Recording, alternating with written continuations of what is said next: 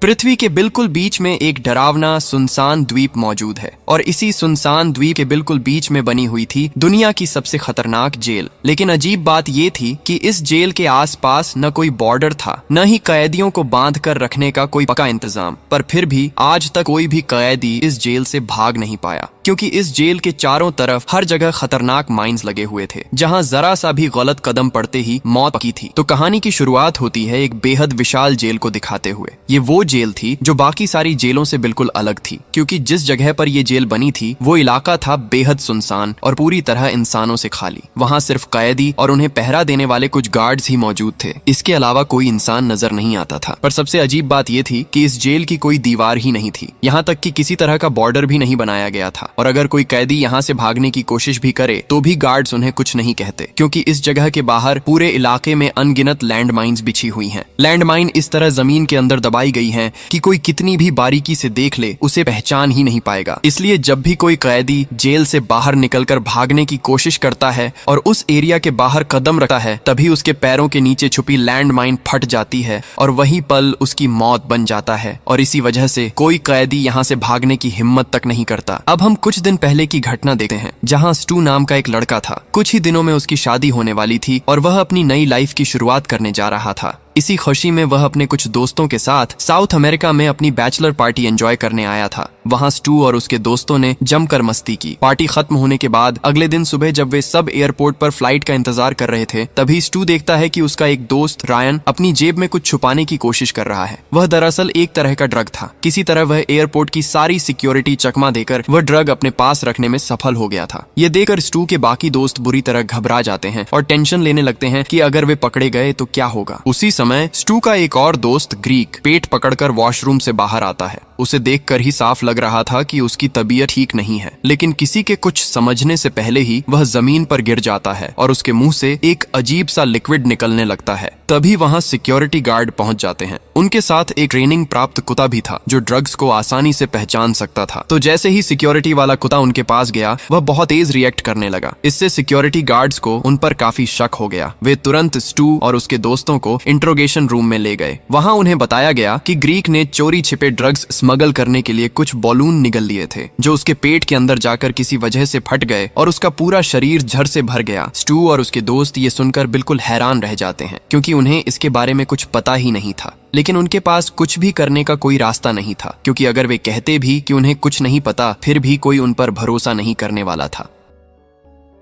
कुछ ही देर में वहां पुलिस आ जाती है और उन्हें तुरंत अरेस्ट कर लेती है। तलाशी लेने पर पुलिस को रायन के पास भी ड्रग मिल जाता है। इससे पुलिस को पूरा यकीन हो जाता है कि ये लोग स्मगलर हैं, जो एक देश से दूसरे देश में ड्रग्स सप्लाई कर रहे थे। हालांकि स्टू और उसके दोस्त बार बार समझाने की कोशिश करते हैं कि वे स्मगलर नहीं हैं, लेकिन पुलिस उनकी एक भी बात सुनने को तैयार नहीं होती। उन्हें वहीं से अरेस्ट कर लिया जाता है और आर्मी के अंडर में चलने वाले एक आइलैंड पर ले जाया जाता है। वे वहां बिल्कुल भी नहीं जाना चाहते थे, लेकिन पुलिस ने उन्हें पीट पीट कर जबरदस्ती अपने साथ ले ही गई। सबसे पहले उन्हें एक बोट में बैठाकर एक प्रिजन की तरफ ले जाया गया। वहां पहुंचकर स्टू देखता है कि एक बैग के अंदर कुछ लाशें ले जाई जा रही हैं। यह देखकर वह बुरी तरह नर्वस हो जाता है। उसे समझ ही नहीं आता कि यहाँ असल में क्या हो रहा है। इसके बाद वहां से वे लोग असली जगह की तरफ रवाना होते हैं, जहाँ उन्हें रखा जाने वाला था। एक ट्रक में बैठाकर उन्हें सबको वहां ले जाया जा रहा था। काफी लंबा रास्ता तय करने के बाद आखिरकार वे अपनी मंजिल पर पहुंच जाते हैं। यही वही जगह थी जो मूवी की शुरुआत में दिखाई गई थी, वह विशाल डरावनी जेल जिसके चारों तरफ मौत के जाल बिछे हुए थे। वे सब धीरे धीरे आगे की तरफ बढ़ रहे थे। स्टू के साथ उसका ससुर भी था, जिसका नाम था जॉन।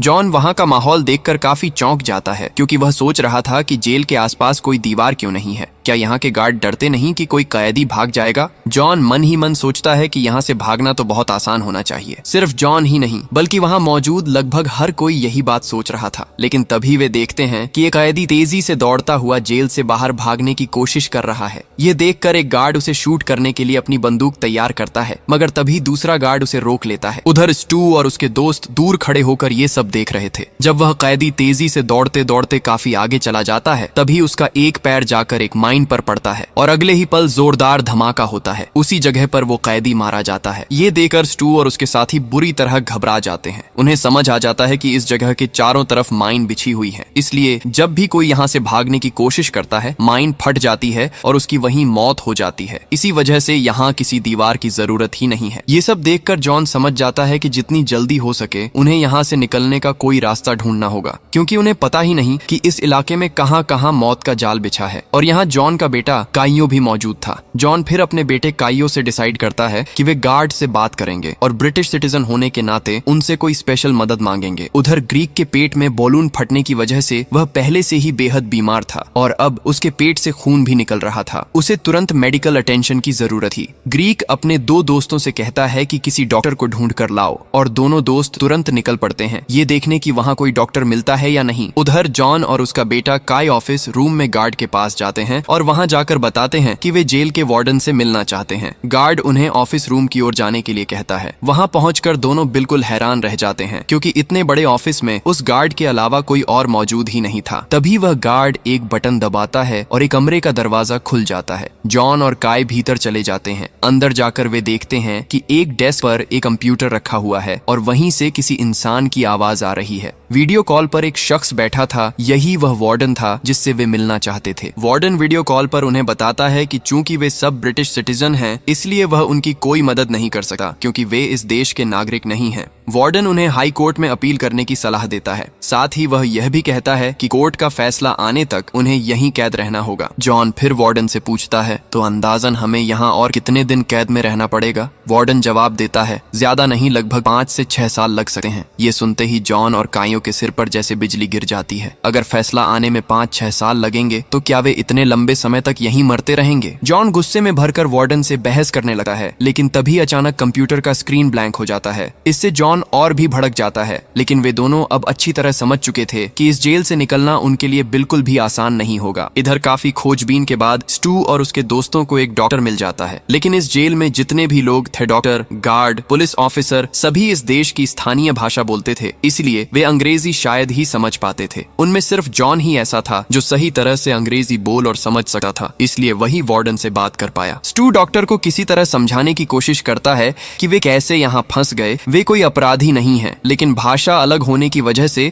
डॉक्टर कुछ भी समझ नहीं पाता। स्टू और उसके दोस्त फिर भी इशारों से उसे समझाने की कोशिश करते रहते हैं, लेकिन डॉक्टर उनकी बातों से एक वक्त पर बुरी तरह परेशान हो जाता है। अचानक वह एक बंदूक निकालकर उन्हें धमकाने लगता है। यह देखकर स्टू और उसके सभी दोस्त डर से सुन्न हो जाते हैं और दोनों हाथ ऊपर करके पूरी तरह चुप खड़े रहते हैं। डॉक्टर फिर उनके पीछे लगे एक पर्दे को हटाता है। वहाँ एक बर्तन में एक आदमी बर्फ जैसे ठंडे पानी में बंधा हुआ पड़ा था। ये सीन देखते ही वे सब और भी ज्यादा घबरा जाते हैं। वे मदद के लिए वहीं खड़े खड़े चिल्लाने लगते हैं, लेकिन तभी उनमें से एक दोस्त पास की एक कुर्सी उठाकर डॉक्टर के सिर पर मार देता है। डॉक्टर तुरंत बेहोश होकर जमीन पर गिर पड़ता है। उन्हें लग रहा था कि यह डॉक्टर पूरी तरह पागल है। तभी वह आदमी जिसे डॉक्टर ने बांध कर रखा था उनसे गुहार लगाने लगता है कि उसे बांधन से आजाद कर दें। स्टू और उसके दोस्त समझ ही नहीं पा रहे थे कि असल में यहाँ हो क्या रहा है, लेकिन फिर भी वे उसके हाथ पांव में बंधी रस्सियां काट कर उसे मुक्त कर देते हैं। मगर वह आदमी अजीब तरह से बर्ताव करने लगा है, बिल्कुल पागल की तरह, मानो उसके दिमाग में कोई प्रॉब्लम हो। वह जमीन पर पड़ी डॉक्टर की बंदूक उठाता है और बिना कपड़ों के ही पागलों की तरह बाहर की ओर दौड़ जाता है। इसके बाद बाहर देखा जाता है कि 2 यूनिफॉर्म पहने नर्स वहाँ एक स्ट्रेचर लेकर आती हैं। वे ग्री को उस स्ट्रेचर पर रखकर वहाँ से ले जाने लगती हैं। उसके दोस्त सोचते हैं कि शायद उसे इलाज के लिए ले जाया जा रहा है। तभी जॉन अपने साथियों के साथ उस जेल के मैनेजर से मिलने जाता है, क्योंकि मैनेजर ने उन्हें बुलाया था। जगह बेहद सेफ थी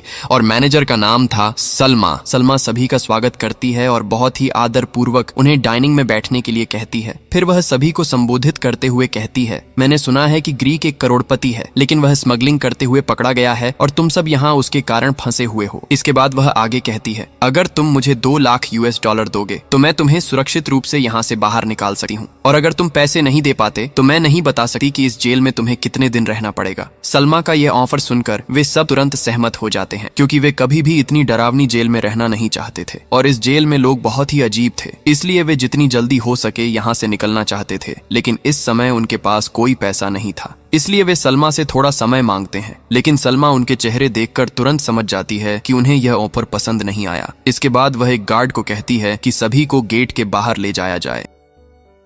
जब वे बाहर निकलते हैं तो एक अज्ञात व्यक्ति उन्हें एक लेटर देता है। वे लेटर खोलते हैं और पता चलता है कि यह लेटर ब्रिटिश एम्बेसी की ओर से भेजा गया था। इसमें उन्हें सूचित किया गया था कि ब्रिटिश एम्बेसी इस स्थिति की जांच करेगी, यहाँ तक कि अगर इस जांच में 100 साल भी लग जाए तब भी यह मामला उनके ध्यान में रहेगा। लेटर की पहली लाइन पढ़कर वे सब बहुत खुश हो जाते हैं, लेकिन लेटर की आखिरी लाइन पढ़ते ही उन्हें समझ में आता है कि असल में जांच कैसी होने वाली है। उन्हें बस औपचारिकता के तौर पर यह लेटर भेजा गया है। ऐसा लग रहा था कि इस मामले में कोई भी खास ध्यान नहीं देगा, लेकिन जॉन तब सबको आश्वस्त करते हुए कहता है कि कम से कम एम्बेसी को तो हमारा मामला पता चल ही गया है और उन्होंने कहा है कि वे इस बारे में जांच करेंगे। हो सकता है कि यह 100 साल का जिक्र सिर्फ एक कहावत ही हो। उसका विश्वास है कि कोई न कोई जरूर उन्हें यहाँ से बाहर निकाल देगा। इसी बीच एक अज्ञात कैदी उन्हें बताता है कि एम्बेसी पहले ही उनके लिए एक सेल का इंतजाम कर चुकी है। थोड़ी देर बाद उन्हें वही सेल दिखाया जाता है। वहां जाकर वे एक गैंगस्टर टाइप के आदमी को देखते हैं जिसका नाम था बैंको। वहां एक लड़की भी थी जो खुद भी कैदी थी, लेकिन वे अभी कुछ समझ पाते उससे पहले ही गैंगस्टर उन्हें कहता है, स्टू और तुम लोगों में से किसी एक को मुझे अपनी 2 किडनी देनी होंगी। एक डॉक्टर सब कुछ तुम्हारे लिए अरेंज करेगा। फिर वह अपनी अंगुली से एक डॉक्टर की तरफ इशारा करता है। इस बात को सुनकर वे सब बिल्कुल हैरान रह जाते हैं, क्योंकि वे जेल में कैद हैं तो फिर उन्हें किडनी क्यों देनी पड़ेगी। इसके बाद धीरे धीरे एक डॉक्टर उनकी तरफ बढ़ने लगता है। वे देखते हैं कि अरे ये तो वही डॉक्टर है जिसके पास वे ग्रिड का इलाज कराने गए थे, लेकिन बाद में उन्होंने ही उस डॉक्टर पर हमला करके वहां से भाग लिया था। अब इस डॉक्टर को देखकर वे और भी ज्यादा डर जाते हैं। डॉक्टर फिर एक लड़के की तरफ उंगली दिखाकर कहता है, यही लड़का था जिसने मुझ पर हमला किया था और इसी की वजह से मेरी किडनी चली गई। ये सुनते ही बिना कुछ समझने का मौका दिए बैंक को उस लड़के के सिर में गोली मारकर उसे वहीं खत्म कर देता है और फिर मुआवजे के तौर पर उसी लड़के की किडनी लेना चाहता है। ये देखकर बाकी सब बुरी तरह घबरा जाते हैं। डर के मारे वे वहीं रोने लगते हैं, क्योंकि थोड़ी देर पहले उन्होंने भी डॉक्टर पर हमला किया था। फिर उस मरे हुए लड़के को एक बेड पर लिटा दिया जाता है। बैंक को उस कैदी लड़की को कहता है कि वह उसके शरीर से किडनी निकाल कर ले आए। यहाँ तक कि वह लड़की को किडनी निकालने का आसान तरीका भी समझाता है। वह कहता है, सबसे पहले तुम्हें ये पहचानना होगा कि किडनी कहाँ होती है, फिर वहाँ की स्किन को काट देना, अपना हाथ अंदर डालना और धीरे धीरे किडनी निकाल कर ले आना। तो उसकी बात के मुताबिक ठीक उसी तरह लड़के के पेट से किडनी निकाल ली जाती है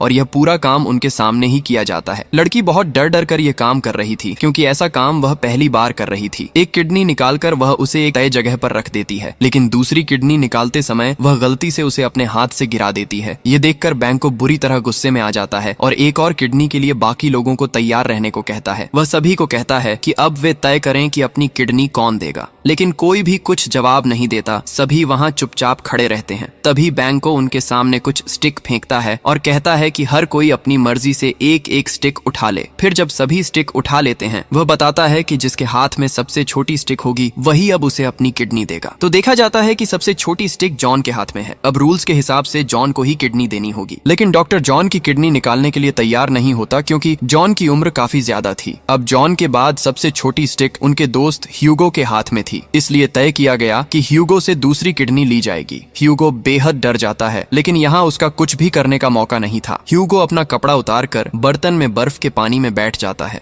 काइयो ह्यूगो के लिए बहुत सहानुभूतिपूर्ण महसूस करता है। वह अपनी स्टिक तोड़कर छोटा कर देता है और कहता है, मेरी स्टिक सबसे छोटी है, इसीलिए नियम के अनुसार मेरी किडनी आपको लेनी होगी। इसके बाद वह ह्यूगो को बर्तन से बाहर निकालकर स्वयं वहां बैठ जाता है, लेकिन यह देख जॉन बिल्कुल भी सहन नहीं कर पा रहा था। वह अपने बेटे को रोकने की कोशिश करता है। इस पर बैंको तुरंत उसका सिर पर बंदूक ताने देता है। ठीक उसी समय कमरे में कोई आता है और बैंको को खबर देता है कि उसकी बहन सलमा उसे बुला रही है। बैंको तुरंत वहां चला जाता है और उस दिन काइयो वहीं बच जाता है। बैंको के कमरे से बाहर जाते ही वह कैदी लड़की जोर जोर से रोने लगती है। वह बताती है कि उसका नाम क्लेम है। वह चिल्लाकर कहती है, मैंने कभी सोचा भी नहीं था कि अपनी छुट्टियां एक कैदी बनकर बितानी पड़ेंगी और अपने ही हाथों किसी इंसान के पेट के अंदर से उसकी किडनी निकालनी पड़ेगी। ऐसी बातें कहते कहते ही वहां डॉक्टर आ जाता है और उसकी सारी बातें सुन लेता है। फिर वह लड़की के बाल पकड़कर उसे जबरदस्ती अंदर घसीट कर ले जाता है। यह देखकर स्टू और उसके दोस्त बहुत दुखी होते हैं, लेकिन वे कुछ भी नहीं कर सकते थे। कुछ देर बाद उन्हें पता चलता है कि काइयो के पास एक रिंग है।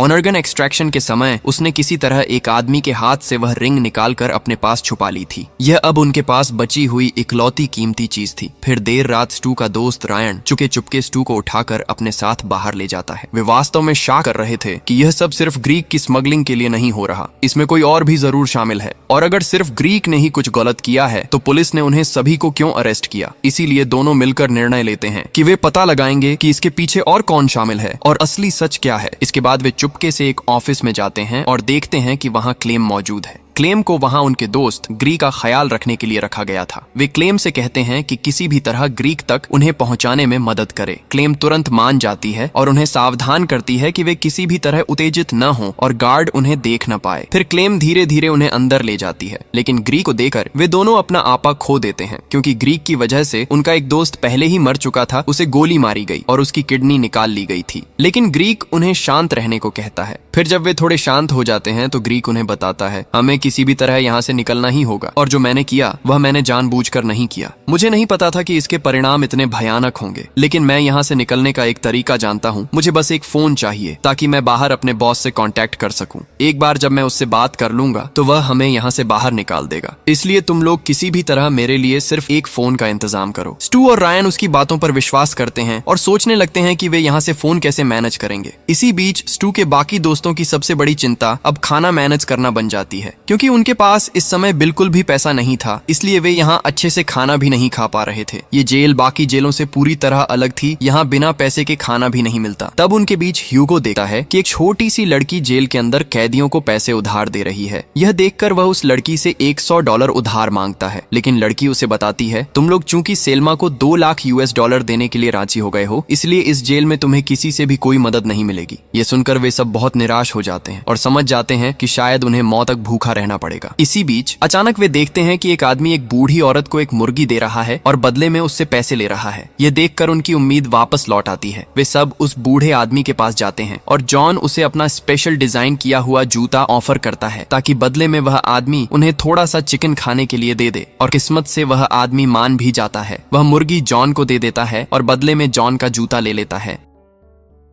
उधर स्टू और रायन उस अंडरटेकर को ढूंढने में लगे थे, क्योंकि वे उसे कुछ काम करने के लिए इस्तेमाल करना चाहते थे, और आखिरकार वे उसे ढूंढ ही लेते हैं। वह मुख्यतः कैदियों के शव को जलाने या जमीन में दबाने जैसे कामों में लगा होता था। तो वे अंडरटेकर से कहते हैं कि वह उनके लिए 2 काम करे। पहले उनके उस दोस्त की लाश जिसे मारा गया था उसे जला देना, और दूसरे उन्हें एक फोन कॉल का इंतजाम कराना। इसके बदले में वे उसे वह रिंग ऑफर करते हैं जो उन्होंने यहाँ पहुंचकर पाई थी। अंडरटेकर उस रिंग को थोड़ी देर देखकर समझता है कि यह बहुत कीमती है और तुरंत ही उनके ऑफर को मान लेता है, लेकिन वह बताता है कि वह सिर्फ एक ही काम कर सकता है, इसलिए उन्हें तय करना होगा कि वह कौन सा काम करेगा। चूंकि स्टू और रायन की जेल से किसी भी हालत में बाहर निकलना था, इसलिए वे उसे फोन का इंतजाम करने का काम करने के लिए चुनते हैं। इसके बाद वह आदमी रिंग लेकर उन्हें उसके बदले एक पुराना फोन दे देता है। स्टू तब वो फोन लेकर सीधे ग्रीक के पास चला जाता है। दोनों जेल के वॉशरूम में छुप जाते हैं। ग्रीक तुरंत अपने बॉस को कॉल करता है और उसे रिक्वेस्ट करने लगता है कि किसी भी तरह वह उन्हें यहाँ से बाहर निकलवा दे। बॉस उन्हें बाहर निकालने के लिए तैयार तो हो जाता है, लेकिन उससे पहले वह जानना चाहता है कि आखिर उनकी हालत ऐसी क्यों हुई। ये सुनते ही ग्रीक तुरंत फोन काट देता है। फिर वह स्टू से कहता है कि उसके बॉस को असली कहानी किसी भी हाल में नहीं बतानी है, वरना बॉस बहुत गुस्सा हो जाएगा। वह स्टू को समझाते हुए कहता है, देखो तुम किसी तरह सारी गलती अपने ऊपर ले लेना। मेरे बॉस से कहना कि ये सब तुमने किया, तुम्हारे पास से ही ड्रग्स मिले थे। अगर तुम ये बात कह दोगे तो वह जरूर मुझे किसी न किसी तरीके से यहाँ से निकाल लेगा, और मैं वादा करता हूँ अगर मैं एक बार यहाँ से बाहर निकल गया तो मैं तुम सबको भी यहाँ से आजाद कर दूंगा। स्टू चुपचाप उसकी सारी बातें सुनता रहता है और आखिर में उसके कहे अनुसार करने के लिए तैयार भी हो जाता है। इसके बाद ग्रीक फिर से अपने बॉस को कॉल करता है और इस बार कहानी को मोड़ते हुए स्टू के बारे में बताता है कि उनके दोस्त स्टू से ड्रग्स मिलने की वजह से ही उन्हें यह स्थिति झेलनी पड़ी। ग्रीक अब स्टू को अपने बॉस से बात करवा देता है, लेकिन यहाँ देखा जाता है कि स्टू ग्रीक की किसी भी बात को न मानते हुए अपने बॉस को असली सच बता देता है। वह कह देता है कि असल में ये सारी परेशानी ग्रीक की वजह से हुई है। ग्रीक उस दिन चुपचाप बिना किसी को बताए ड्रग्स की स्मगलिंग करने गया था और गार्ड्स ने इसे पकड़ लिया और उन्हें सबको अरेस्ट कर लिया। जब स्टू यह सब अपने बॉस को बता रहा था, ग्रीक पास से लगातार उसे रोकने की कोशिश कर रहा था, लेकिन स्टू ने उसकी किसी भी रोक को नहीं माना। उसने पूरा सच अपने बॉस को बता दिया। असल में स्टू समझ चुका था कि ग्रीक का असली प्लान क्या था। ग्रीक शायद उन्हें यहाँ छोड़कर खुद यहाँ से भागने की कोशिश कर रहा था। यही वजह थी कि जब ग्रीक ने कहा कि सारी गलती अपने ऊपर ले लो, तब स्टू ने चुप रहकर सब कुछ भांप लिया था। इसी बीच जब ग्रीक स्टू को रोकने की कोशिश कर रहा था तो गलती से स्टू उसे बहुत जोर से मार देता है, लेकिन वह शुरू में यह नहीं समझ पाता कि वॉर इतना जोरदार हो गया था कि ग्रीक पर असर पड़ गया। स्टू खुद ग्रीक पर बैठकर अपने बॉस से बात करने लगता है। बात खत्म करने के बाद जब वह ग्रीक को उठाने की कोशिश करता है तो पाता है कि ग्रीक कोई प्रतिक्रिया नहीं दे रहा। वह बार बार पुकारता है, लेकिन ग्रीक इसी तरह जवाब नहीं देता। फिर वह देखता है कि ग्रीक ने सांस लेना बंद कर दिया है। तभी उसे समझ आता है कि ग्रीक अब जिंदा नहीं है। उसकी गलती से उसका दोस्त मर चुका है। ये देखकर स्टू बहुत डर जाता है। वह समझ नहीं पाता कि अब क्या करे, इस मृत शरीर को कहाँ रखे। ठीक ठीक इसी समय वॉशरूम के दरवाजे पर कोई नॉक करता है। इससे उसका डर और बढ़ जाता है और कोई विकल्प न देखकर वह ग्रीक के शरीर को कमोड में डाल देता है और बाहर निकल जाता है। फिर वह दौड़कर अपनी सेल में पहुंचता है और वहां दीवार के एक हिस्से को तोड़कर फोन छुपाने की कोशिश करता है। इसी दौरान जॉन, जो वह मुर्गी अपने जूते के साथ एक्सचेंज करके ले आया था, वह बाहर निकल जाती है। उधर फोन छुपाकर जब स्टू बाहर निकलता है तभी अचानक उसे दिखाई देता है कि ऊपर से मुर्गी का एक पंख नीचे गिर रहा है। फिर वह ऊपर देखकर देखता है कि एक आदमी उस मुर्गी को पकड़कर खड़ा है। वह आदमी स्टू से कहता है, वॉशरूम में थोड़ी देर पहले तुमने क्या किया मैं सब देख चुका हूँ। यह सुनकर स्टू एक पल भी बर्बाद नहीं करता और सीधे उस आदमी के पास चला जाता है। वह उसे रिक्वेस्ट करता है कि इस बारे में वह किसी को कुछ न बताए, लेकिन इसके बदले वह आदमी स्टू से कहता है कि उसे उसके लिए एक काम करना होगा। स्टू उसकी बात मान लेता है और वह आदमी भी उसे चिकन वापस कर देता है। रात को जब सब लोग सेल में एक साथ बैठकर उस मुर्गी को फ्राई करके खा रहे होते हैं, स्टू सबको एक सुझाव देता है। वह कहता है कि इस आइलैंड में एक फैक्ट्री है और हमें वहां काम करके पैसे कमाने चाहिए, नहीं तो हम सब यहाँ भूख से मर जाएंगे। स्टू के सभी साथी उसकी इस बात से सहमत हो जाते हैं और अगले दिन सुबह सभी मिलकर फैक्ट्री में काम करने चले जाते हैं। लेकिन ह्यूगो वहां मौजूद नहीं था। उसे सेल्मा ने अपने ऑफिस में बुलाया था। असल में सेल्मा ह्यूगो को एक बहुत ही चौंकाने वाले काम के लिए बुला रही थी। वह ह्यूगो को अपने भाई बैंकू को मारने का काम सौंपने वाली थी। उसने ह्यूगो को एक माइन दी और कहा कि उसे मौका देखकर बैंकू के कमरे की जमीन के नीचे रख देना। ह्यूगो इस काम को करने के लिए तैयार हो जाता है, लेकिन उसकी एक शर्त होती है, उसे यहाँ से आजाद करना होगा। सेल्मा उसकी शर्त मान जाती है, लेकिन कहती है कि मैं सिर्फ तुम्हें ही आजाद करूंगी, तुम्हारे दोस्तों को नहीं। अगले दिन देखा जाता है कि सेल्मा ह्यूगो को लेकर अपने बॉस के पास जाती है। वहां बॉस ने क्लेम नामक उस लड़की को बुलाया था क्योंकि वह एक मेडिकल जीनियस थी, इसीलिए बॉस उसे बहुत रिस्पेक्टफुली इनवाइट करता है। तो वहां जब ह्यूगो और क्लेम अकेले बात करने का मौका पाते हैं, तभी ह्यूगो क्लेम को सेल्मा के प्लान के बारे में सब कुछ बता देता है और कहता है कि इस मौके का फायदा उठाओ, शायद इस मौके का फायदा उठाकर दोनों ही यहाँ से बाहर निकल सकेंगे। क्लेम भी इसे अच्छे से समझ जाती है। इसके बाद बॉस उन्हें लंच के लिए बुलाता है। बॉस बहुत खुश था कि उसे एक मेडिकल जीनियस से मिलने का मौका मिला, लेकिन क्लेम बॉस से सीधे बात नहीं करती और सबसे पहले सेल्मा से पर्सनली बात करना चाहती है। तो दोनों अकेले बाहर चले जाते हैं। वहाँ क्लेम सेल्मा को धमकी देती है और कहती है, मैं तुम्हारे प्लान के बारे में सब कुछ जानती हूँ, अगर तुम मुझे यहाँ से आजाद नहीं करोगी तो मैं बॉस को सब कुछ बता दूंगी। यह सुनकर सेल्मा उसे आजाद करने के लिए राजी हो जाती है, लेकिन उसकी एक शर्त होती है, पहले क्लेम को बॉस की लिवर ट्रांसप्लांट सर्जरी पूरी करनी होगी। क्लेम इसके लिए मान जाती है, लेकिन सच कहें तो जैसा वे सोच रहे थे वाकई में कुछ भी इतना आसान नहीं था। इसी बीच देखा जाता है कि स्टू उस आदमी की फैक्ट्री के सबसे अंडरग्राउंड हिस्से तक पहुंचने में मदद कर रहा है, जिसके साथ कल रात मुर्गी का डील हुआ था। वहां एक टनल है जिसका गेट सीधे समंदर की तरफ खुलता है। जैसे ही वह गेट तक पहुंचता है, उसे समझ आता है कि वहां भी गार्ड की कड़ी चौकसी है। यहाँ तक कि वह देखता है कि वहां मृत लोगों के अंग पड़े हैं, जिससे लग रहा था कि कोई भयानक जीव उन पर हमला कर चुका है। ये सब देखकर वह डर जाता है और फिर फैक्ट्री में वापस लौटा है और मुख्य गेट से बाहर निकलने की कोशिश करता है। लेकिन तभी देखा जाता है कि स्टू अपने पेट पर हाथ रखकर वॉशरूम में जा रहा है। वहां जाकर वह अपने शरीर से ड्रग्स जैसी कोई चीज निकालता है और इसी दौरान जब उसके अन्य साथी दरवाजे पर नॉक करते हैं, वह जल्दी से उन चीजों को वॉशरूम में फ्लश कर देता है और बाहर निकल आता है। उसके दोस्त जब पूछते हैं कि क्या हुआ, ठीक उसी समय कमोड ओवरफ्लो हो जाता है और पानी के साथ सभी ड्रग्स बाहर आ जाती हैं। यहीं पर यह खुलासा होता है कि असल में स्टू खुद भी ड्रग्स की स्मगलिंग में शामिल था। इसी समय पहाड़ के ऊपर सेल्मा और उसका भाई एक इवेंट का आनंद ले रहे थे। यहाँ सेल्मा ह्यूगो को एक सिग्नल देती है। ह्यूगो फिर छुपाकर रखी माइन को बैंकू के कमरे में सेट करता है और वहां से निकल आता है। इसके बाद वह दूसरे कमरे में जाकर खुद को रिलैक्स करने के लिए ड्रिंक्स लेने लगता है। तभी अचानक बैंकू का एक दोस्त ह्यूगो के पीछे खड़ा हो जाता है। इससे वह चौंक जाता है और बोतल नीचे रख देता है। ठीक उसी समय एक अलार्मिंग डिवाइस से आवाज आने लगती है। ये सुनकर बैंकू का दोस्त अपनी पहचान प्रकट कर देता है। असल में वह एक अंडरकवर एजेंट था और यहाँ बैंकू और सेल्मा के क्राइम की जांच करने आया था। ये सुनकर ह्यूगो डर कर वहां से भागने की कोशिश करता है, लेकिन वह आदमी उसे पकड़ लेता है। ठीक इसी समय कमरे से माइन ब्लास्ट हो जाती है। बैंकू दौड़ते हुए अंदर जाता है और देखता है कि उसका दोस्त यानी वह अंडरकवर एजेंट शरीर से टुकड़े टुकड़े होकर जमीन पर पड़ा है। वे लगातार उस सेल पर शूट कर रहे थे क्योंकि सेल्मा ने उन्हें ऐसा करने के लिए कहा था, लेकिन उन्हें पता नहीं था कि अंदर कोई था।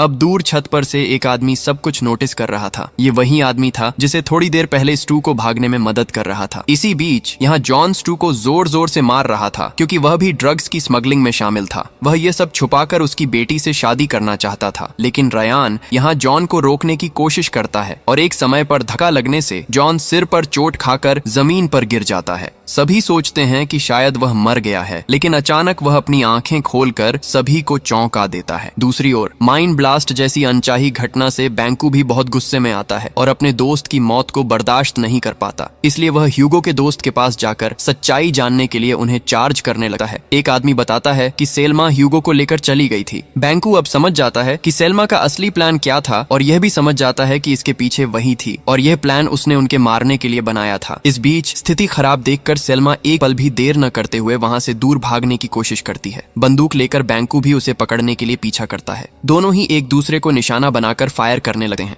इसी बीच टॉवर में मौजूद गार्ड नीचे उतर आता है। इसी बीच स्टू की मदद से वह आदमी दूर से सब कुछ बहुत ध्यान से देख रहा था। जब उसने देखा कि गार्ड नीचे उतर गया है तो वह उसी मौके का फायदा उठाकर गार्ड के कमरे में चला जाता है। वहां जाकर वह कंट्रोल रूम को फोन करता है और बताता है कि बैंकू और सेल्मा के बीच बहुत बड़ी परेशानी हुई है, इसीलिए कंट्रोल रूम के सभी लोगों को तुरंत वहां जाना चाहिए। लेकिन ठीक उसी समय कंट्रोल रूम के सभी मॉनिटर बंद हो जाते हैं। जब कंट्रोलर इसे ठीक करने की कोशिश करता है तभी उसे बिजली का झटका लगा है और वह बेहोश हो जाता है। इस मौके का फायदा उठाकर जेल में सभी वहां से दूर भागने की कोशिश करते हैं। जैसे ही वे दौड़कर बाहर निकलने वाले होते हैं, कंट्रोलर का होश वापस आता है और वह तुरंत इमरजेंसी बटन दबा देता है। इसी बीच जब स्टू सबसे पहले दौड़कर माइनफील्ड में कदम रखने वाला होता है तभी रयान उसे रोक देता है, क्योंकि उसने थोड़ी दूर से विस्फोट की आवाज सुनी थी। ये सुनते ही सभी लोग अपने अपने स्थान पर खड़े हो जाते हैं, क्योंकि अगर वे वहां से थोड़ी भी मूव करते तो माइंड ब्लास्ट हो जाती। लेकिन जॉन इस बात को ज्यादा महत्व नहीं देता, क्योंकि वह सोचता है कि शायद उन्हें फिर कभी ऐसा मौका न मिले। फिर भी उसके बेटे काय उसे चेतावनी देने के बाद भी जॉन वहां से भागने के लिए मूव करता है और ठीक उसी समय एक माइंड ब्लास्ट हो जाती है और जॉन का शरीर वहां बिखर जाता है। इस समय स्टू चिल्लाता है और किसी से कहता है कि वह फोन उसके पास फेंक दे, जो कि काय के पास था। असल में स्टू और रयान सेफ जोन में खड़े थे, यानी माइन फील्ड से बाहर। वे काय को भरोसा दिलाते हैं कि जैसे ही वे फोन पा लेंगे वे किसी न किसी तरह काय को वहां से बाहर निकालने की व्यवस्था करेंगे। भरोसा पाकर काय जमीन से फोन उठाकर स्टू की तरफ फेंकता है, लेकिन फोन जाकर उस आदमी के हाथ में गिरता है जिसने कंट्रोल रूम को फोन करके कैदियों को भागने का मौका दिया था। असल में यह आदमी थोड़ा धार्मिक किस्म का था। फोन पाते ही वह वहां से बाहर जाने का रास्ता खोजने लगता है, तो स्टू और रयान भी उस आदमी को फॉलो करते हुए उसके साथ जाने लगते हैं। लेकिन काय उन्हें कई बार बुलाने के बावजूद भी एक बार भी पीछे मुड़कर नहीं देखता, उसे मदद नहीं करता और उसके साथ धोखेबाजी करता है। एक तरफ उसके पिता की मौत का दुख था, दूसरी तरफ अपने प्रिय दोस्तों का धोखेबाजी। ये सब कुछ काय बिल्कुल भी स्वीकार नहीं कर पा रहा था। इसी बीच देखा जाता है कि बॉडीगार्ड एक जवान लड़के को लिवर ट्रांसप्लांट के लिए ले जाता है और इस लिवर ट्रांसप्लांट की सर्जरी क्लेम को करनी होती है। तभी किसी ने उनके कमरे में बम जैसी कोई चीज फेंक दी। सभी सोचते हैं कि शायद यह तुरंत ब्लास्ट हो जाएगा, इसलिए कुछ लोग तुरंत कमरे से बाहर दौड़ जाते हैं। असल में यह काम उस जवान लड़के की बहन ने किया था ताकि वह उसे बचा सके। जब वह लड़का वहां से भागने की कोशिश करता है तो उसके साथ बॉडीगार्ड और डॉक्टर की फाइट शुरू हो जाती है। लेकिन जैसे ही वह मारपीट से बचकर भागना चाहता है तभी सलमा आती है और उसका रास्ता रोक देती है। उसी समय क्लेम पीछे से आता है और उसकी गर्दन में एक इंजेक्शन लगा देता है, जिससे लड़का जमीन पर बेहोश होकर गिर जाता है। सलमा क्लेम के काम से बहुत खुश हो जाती है और अपने बॉडीगार्ड को ऑर्डर देती है कि उसे सेफ तरीके से अपने कमरे में ले जाए। तो जब भी वे दोनों वहां से बाहर निकलते हैं, ठीक उसी समय दो बच्चे उस बॉडीगार्ड पर चाकू से हमला कर देते हैं। क्लेम दौड़कर जाकर बॉडीगार्ड का हाथ पकड़ लेती है। हमला करने वाली लड़की फिर क्लेम को इशारा करती है कि वह तुरंत वहां से चला जाए। इसके बाद क्लेम उस बॉडीगार्ड की जेब से एक चाबी निकालकर वहां से जल्दी निकल जाती है। असल में क्लेम ने इन बच्चों के साथ डील कर रखा था। दूसरी तरफ स्टू, रयान और बाकी कई लोग उस आदमी के साथ भागने की कोशिश करते हैं।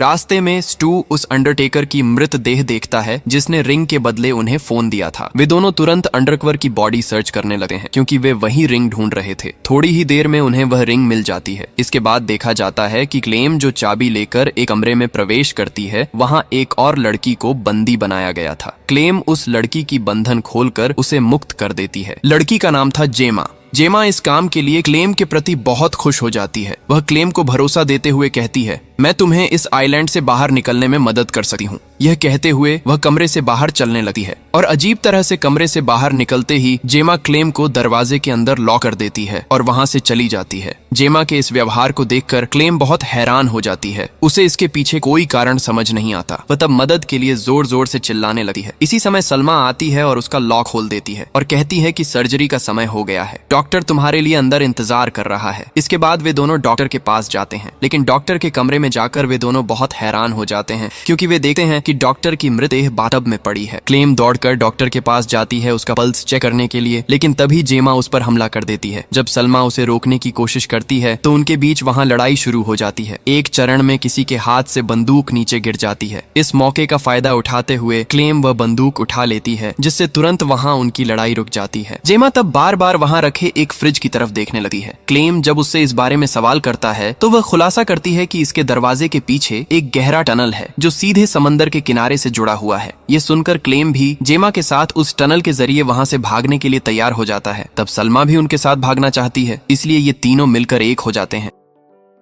इसके बाद तीनों एक साथ उस टनल में प्रवेश करते हैं। थोड़ी दूरी पर जाते ही उन्हें एक विशाल गोरिल्ला की आवाज सुनाई देती है, इसलिए वे और एक पल भी गंवाए बिना वहां से दौड़कर भाग जाते हैं। इसी समय अचानक सलमा एक मृत देह देखती है जो उसका बॉस थी। वे समझ जाते हैं कि शायद वह भी यहाँ से भागने की कोशिश कर रही थी और तभी गोरिल्ला ने उस पर हमला करके उसे मार दिया। तो मृत देह को वहीं छोड़कर वे तीनों उस टनल के दरवाजे तक पहुंचने के लिए आगे बढ़ते हैं और एक समय बाद वे वहां पहुंच भी जाते हैं। दरवाजा खोलने के लिए वहां 3 बटन थे। तीनों एक साथ उन तीनों बटनों को प्रेस करते ही दरवाजा तुरंत खुल जाता है। इससे वे तीनों वहां से बाहर निकलने की रोशनी देख पाते हैं, लेकिन एक पल के अंदर ही उनकी सारी उम्मीदें खत्म हो जाती हैं। वे देखते हैं कि सलमा का भाई बैंको पहले से ही टनल के दरवाजे पर खड़ा है। वह सलमा को देखते ही उसे शूट कर मार देता है क्योंकि उसे सलमा से पहले से ही गुस्सा था। इसके बाद वह टनल के अंदर जाकर अपनी बहन की मृत देह उठाता है और वहां से चला जाता है। लेकिन वह यहाँ जेमा या क्लेम को कुछ नहीं बताता क्योंकि उसे पता था कि वे कभी भी यहाँ से बाहर नहीं निकल पाएंगे। तो बैंको वहां से चले जाने के बाद क्लेम जल्दी से ऊपर उठकर दरवाजे के बाहर निकल जाता है और जेमा वहां से निकलने से पहले वह दरवाजा बंद कर देता है। इस कारण जेमा अंदर ही फंस जाती है और तभी गोरिल्ला आकर उसे बुरी तरह हमला करता है। वह मदद के लिए चिल्लाने लगती है और क्लेम दरवाजे के बाहर खड़ा होकर सिर्फ सब कुछ देखता रहता है क्योंकि जेमा ने भी उसके साथ धोखेबाजी किया था। इसी बीच कई प्रयासों के बाद रयान और स्टू टनल से बाहर निकलने में सफल हो जाते हैं और वहां से बाहर निकलकर सीधे समुद्र के किनारे पहुंचते हैं। लेकिन रयान बहुत थक चुका था, इसलिए वह वहां बैठ जाता है और अचानक वह देखता है कि स्टू एक बड़ा पत्थर हाथ में लेकर उसकी ओर बढ़ रहा है और कुछ समझने से पहले ही वह उस पत्थर से रयान के सिर पर वार कर उसे मार देता है। और उसे मारने के पीछे भी एक कारण था। असल में उन्होंने फैक्ट्री से बहुत सारे ड्रग्स चोरी कर लिए थे और स्टू चाहता था कि ड्रग्स बेचकर सारा पैसा वह अकेले ले जाएगा, इसलिए उसने शुरू से ही रयान को मारने का प्लान बनाया था। यानी यहाँ का हर इंसान स्वार्थी था, वे सब सिर्फ अपने फायदे के लिए ही सब कुछ कर रहे थे। अब रयान की बॉडी वहीं छोड़कर स्टू एक बोट में बैठकर अपने शहर लौटने के लिए रवाना हो जाता है। लेकिन अचानक क्लेम पानी से बोट में कूद पड़ती है। स्टू उसे देखकर बहुत हैरान हो जाता है। इस बीच क्लेम देख चुका था कि स्टू ने रयान को मार डाला, इसीलिए अब स्टू के लिए क्लेम का जिंदा रहना भी खतरे में आ गया है। वहीं क्लेम भी समझ रहा था कि स्टू उसे कभी भी मार सकता है क्योंकि उसने स्टू के बारे में सब कुछ जान लिया था। लेकिन तभी अचानक उनकी नजर उनके बीच रखे हुए एक बंदूक पर पड़ती है। वे दोनों कुछ समय के लिए एक ही नजर से उस बंदूक की तरफ देखते रहते हैं और अचानक वहां से गोली चलने की एक जोरदार आवाज सुनाई देती है और तभी सीन बदलकर रयान के पास चला जाता है। यहाँ देखा जाता है कि रयान असल में मरा नहीं था, वह अभी भी जिंदा है। लेकिन इसके बावजूद एक रहस्य बना रहता है, असल में बोट में किसने किसे गोली मारी थी, क्लेम ने स्टू को या स्टू ने क्लेम को। आखिर में उनके बीच कौन बचा या दोनों ही मरे, ये स्पष्ट रूप से नहीं दिखाया जाता और इसी गहरे रहस्य के बीच कहानी यहीं खत्म हो जाती है।